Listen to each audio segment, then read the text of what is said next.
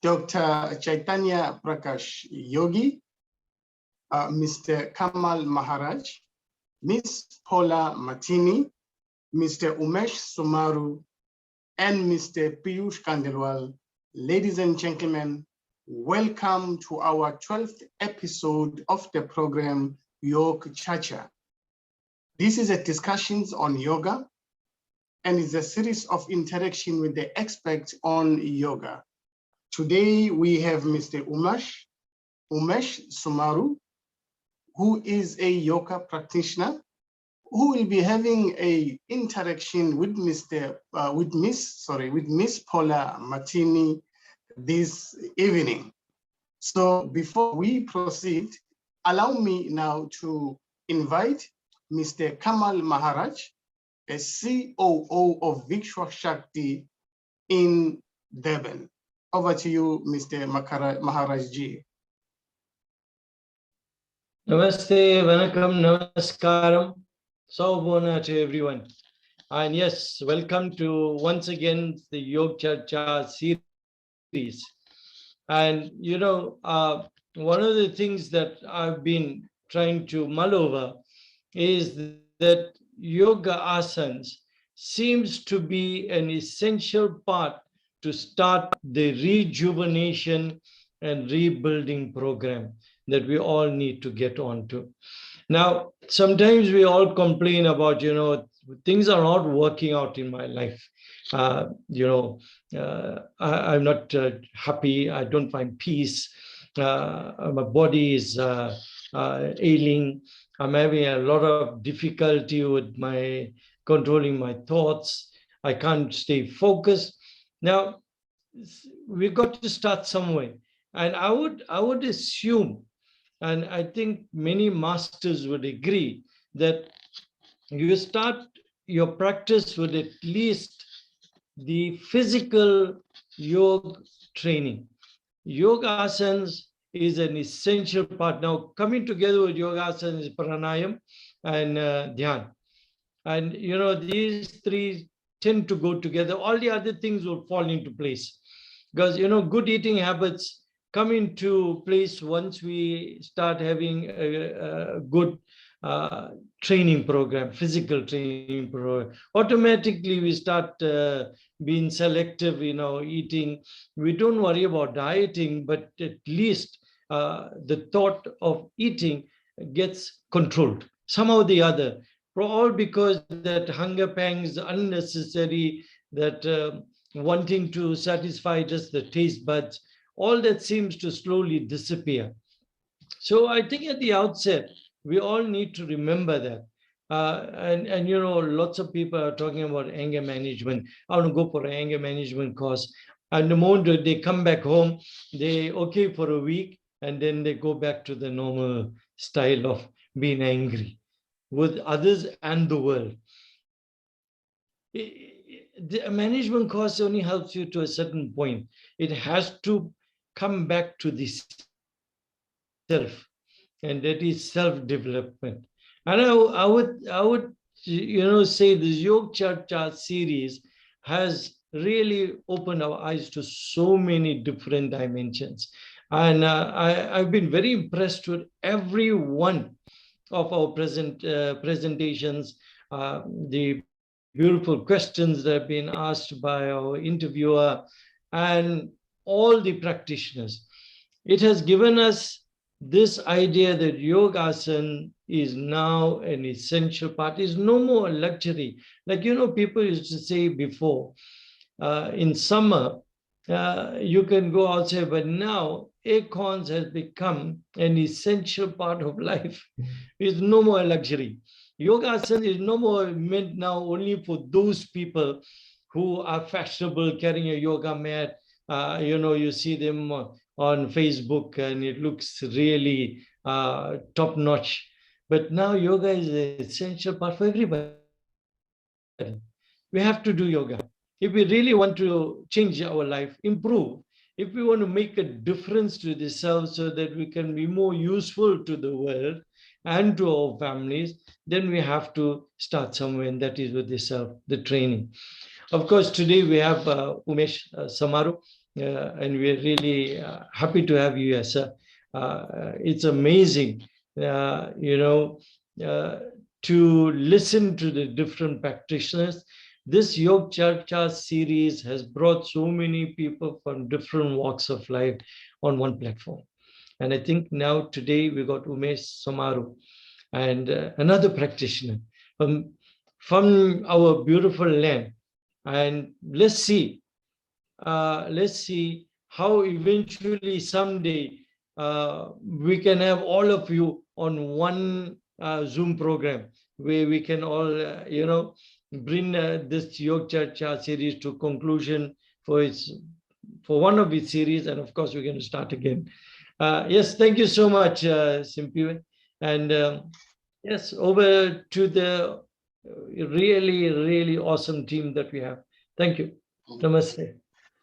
Namaste. Thank you very much, Maharajji, for those introductory remarks. Ladies and gentlemen, now allow me to invite Miss Paula Martini and Mr. Umesh Samaroo, who is a practitioner, yoga practitioner from Peter Marisburg. Over to you, Paula G. Namaste, and thank you, thank you, Umesh, for joining us today. I must say these interactions every time just bring so much more enlightenment and knowledge and understanding of the practice and the people that are actually hosting these classes and sharing the love and passion for yoga. So I'm very excited, and Kamal, I think your words today were they resonated well with me today, and I couldn't agree more with your sentiments. So thank you. Umesh, we'll start with the first question. And how do you understand and define yoga? So thank you firstly for this opportunity. And I think Kamalji has taken many of the words and sentiments out of my brain. So yeah, my understanding of yoga, I mean, the traditional definition is that it refers to union. And if we had to expand on that a little bit more, it's the union of the individual self with the higher self, with universal consciousness. And I think ultimately it's referring to a sense of integration. The mind, body, soul, and a lot of these terms have become so cliched, but essentially that is it. It's about integrating firstly within oneself in order then to assimilate and understand that we are all part of a greater scheme of things. No, absolutely. I couldn't agree more. And how did you get connected with yoga? So I'm a physiotherapist by profession, and it actually happened that I was on a course and I found that I'm ridiculously stiff. So I'm one of those and so I came in with the physical intention of enhancing my ability and working on that in order to prevent various aches and pains. And I thought, what a beautiful way to combine physiotherapy with yoga. And the bug bit about 8 to 10 years ago, and I've been hooked since. I mean, the wisdom that yoga offers is just incredible. And I see this as a health scientist, that it's obviously not just an art, but a beautiful combination of science as well. And I think that needs to be honored. Absolutely. I couldn't agree more. And I think so many people come with a thing of, I can't do yoga because I'm not flexible. I can't do it because of, but it's a matter of just showing up, and no matter what it is that makes you started in the first place. I think that is what, you get there. For sure. I mean, I saw a beautiful meme. It was quite funny. And it's like saying that I'm too stiff to do yoga is like saying I'm too dirty to have a bath. So I find there's a lot of wisdom in that. Absolutely. I love it.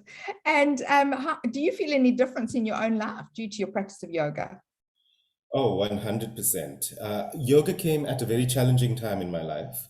And it seemed like, it was just the thing. They say when the student is ready, the master will appear. And for me, that was yoga and the wisdom of yoga. So I say the two fundamental things, if I had to really narrow it down, that yoga's taught me is how to breathe and patience. And that's what you learn even in the physical practice. We often in this concept of living in the future, the anxiety of the future, or dredging up the past. And yoga, when done properly, really brings you into present time. So essentially, that's what it's taught me, and it's transformed my life. Oh, amazing. Absolutely amazing. And that quote that you've just given, when the student is ready, the master will appear. I love it. I've actually just written it down. I think that's profound. It's wonderful. And do you have any specific style or school of yoga? So my initial training was in an alignment-based vinyasa style of yoga, but I'm currently now an Iyengar trainee. So I'm in my third year of the Iyengar training program. So I'm hoping to qualify this year. So it will then be the style of yoga that I teach. Wonderful. And the difference between the two, how are you finding those? Well, I was very fortunate in terms of my 200-hour teacher training, because I had a fantastic teacher who focused on precision. And this has now been enhanced. And I think there's beauty in both. But what I'm loving, and the dynamic flow that vinyasa will bring, and movement, and just connecting with the breath. What I'm loving about the Iyengar method is that it's a system of yoga that's focused on precision. And with that precision, there's a deep sense of profoundness, a profundity that comes with it. It's about really connecting with the body. And in so doing, connecting with the body, connecting with the breath. And then we start to access deeper realms. I think Kamalji mentioned that, many people come in with different reasons for doing yoga, and many people, it's that physical reason. For me, it was, and I recommend it to patients for that. But I know that there's deeper reasons. So it's coming in, and one of the outer layers of the body is your Annamaya Kosha, which is the food body, literally translated. So people come in for that, and then you start moving into the more subtle realms of it. And so the focus on the precision, and I think it's Sadhguru who says it's working with cosmic geometry, working with deeper elements. And so that's what the sense of precision and focus has brought to my practice. And also, naturally, as a physiotherapist, what I'm finding is that when you do the asana properly, then you access the health benefits that come with it. And it's the prevention of injuries. And I almost don't like to say that it's what you prevent, but what you gain. It's just the health benefits that come with it.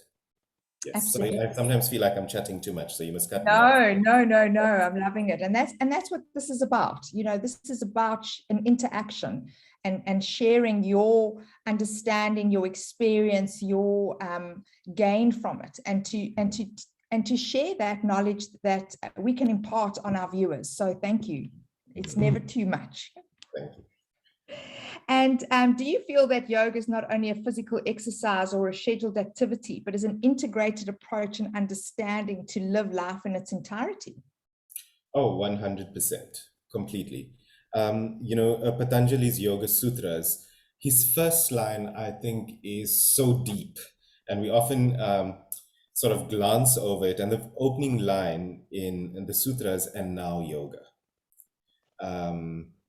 So it almost implies that you may try various other things, and I personally have experienced this, and I love various other forms of physical activity if you just want to look at the physical activity part, and I love various forms of meditational activity, which is non-physical, whereby you sit in a posture. What I've loved about yoga and the physical practice, the Hatha Yoga, is the integration of it all. So yeah, I'm in that. I'm very grateful for the people I'm exposed to, because it's from the gym setup in which I teach. I also teach private classes. And so there's a spectrum from the bodybuilder coming in thinking, I'm just going to stretch these muscles. And then, so that's the one end of the spectrum, and thinking that this is all that yoga is for me. And then allowing them to experience that there's a lot more to it. There's a lot more subtler realms that start to come in. And then also I've experienced on the other end of it, that there are people who want to come in to sit for 45 minutes and meditate, and it's a bit of a rude awakening when they come into a yoga class and they've got to move. So it's interesting having to deal with all that and everything in between there. So yeah. Amazing. Yes, I think it's yeah. You'll see me glancing to the side. It's purely because I'm making notes on some of the things that are resonating with me that you're sharing with us today. So thank you. And do you feel that yoga is an art and a science, which gives us a sense of affinity and connectedness with the universe? Yes. For so many reasons. The art part, if we were to just discuss, and I think again, there isn't this divorce that we sometimes think that it has to be an art, or it's either an art or it's either a science. It is both. Because if you focus too much on the science, then you can lose the natural fluidity that may come with teaching and the organic nature of yoga and the inherent wisdom that is there. So the short answer is yes. And I think that if one needs as a teacher and a practitioner is to understand the science as well, because there's wisdom in that, a deep wisdom. And my problem with a lot of how yoga is portrayed in modern culture is that it's become this hippie type of thing to do. And we often lose the deep benefits that will come from the science of it. And there's more and more, I'm so fortunate to experience and understand the evidence that's now mounting, proper science. We've known this inherently. People will talk about the benefit of yoga and its anecdotal evidence, but now we've got strong science to back that up. So yes, it's indisputable as to how integrated the two are. Absolutely. Most definitely agree with you that it is a full integration. I think it starts as an art, you're wanting to do it for the exercise benefits, etc. But the art, the science, and the actual connectedness is what actually opens up to the entirety of the universal benefit that it brings to people. And there's not many people that I've spoken to that have said, I've started yoga and it literally changed my life. Because it's that integration of all elements of it that just bring this connectedness. Yes, for sure. And do you feel that yoga represents universal energy or universal love and compassion? Yes, I think once you connect to that definition of yoga, and not just on an intellectual level, but a deep internalization where you understand that you are connected to every being and to nature, you start to automatically realize that once you see yourself in the other person, I mean, when we put our hands together and say namaste, once you start to see yourself in another being, you realize there's no way you could be discompassionate to someone else. And I don't just mean humans naturally, I mean our environment. And I think yoga has taught us that. It's there. Once you connect with that, it's our natural state of being. And I think as we develop, I think children have this naturally and animals have this naturally. There's this sense of connection to the environment, to others. And I think particularly with Western culture, and as we develop from kids, we start to lose this. And I think yoga is about not so much learning, but unlearning some of these habits we've developed and created to go back to the essence of who we are. Absolutely. I couldn't agree more. And I often believe that it is a practice we start for self and learn that it's with self, and the end result is for the benefit of others, which is I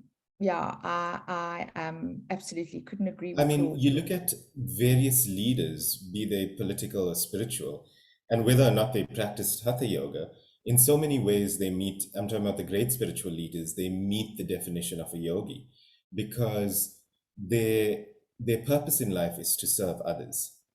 And it's a natural, and I think once you start to develop that, you start to see that in uplifting others, you uplift yourself, and vice versa.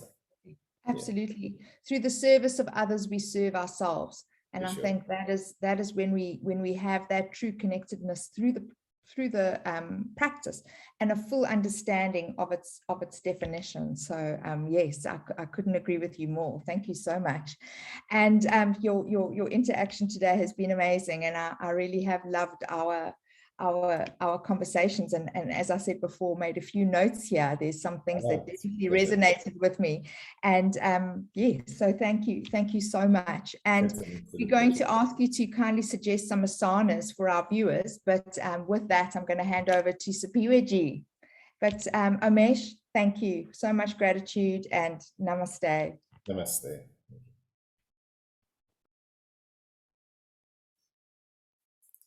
If you muted.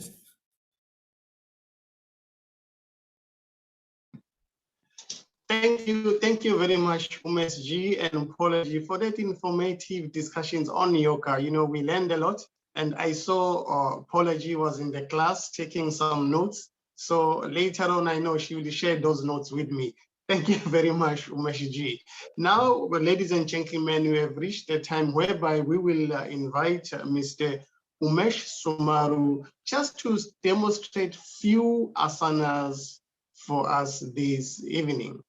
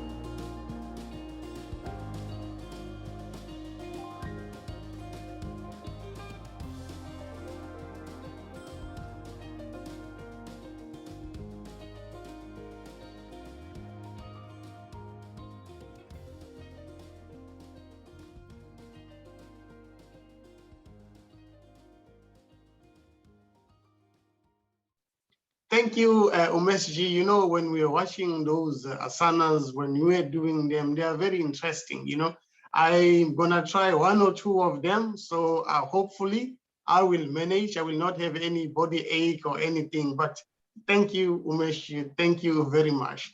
Ladies and gentlemen, we have come to the end of our program. So we were so blessed this evening to have Mr. Umesh Samaroo, who had a very wonderful interactions on yoga with Miss Paula Martini. To two of these wonderful souls, Danyavat, Umesh ji. Thank you very much, Paula ji. Ladies and gentlemen, we have come to the end of our program this evening. So on behalf of Swami Vivekananda Cultural Center at the Consulate General of India in Devon, it gives me a great pleasure this evening to render the vote of thanks on this wonderful episode 12 of Yogacharcha that we have this evening.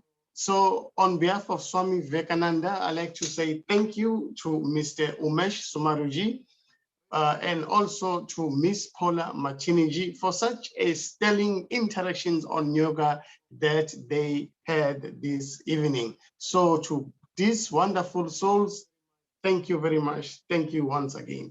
To Director of the Swami Vivekananda Cultural Center, Dr. Chaitanya Prakash Yogi, Mr. Kamal Maharaj, who gave a wonderful introductory remarks this evening, Miss Paula Martini, who also conducted a wonderful interactions with Mr. Umesh Samaroo. Thank you very much to all of you. Ladies and gentlemen, now allow me also to thank Mr. Piyush Kandelwal for taking part this evening. To all our online participants who took part this evening, I'd like to say Dhanyavad for taking part this evening. For more information on cultural activities organized by Swami Vivekananda Cultural Center at the Consulate General of India in Devon, please visit ICCR in Devon for more information. Once again to Sri Umesh Samaroo, thank you, sir. Paula ji, thank you very much, ma'am. To all of you, have a wonderful evening. Namaskar.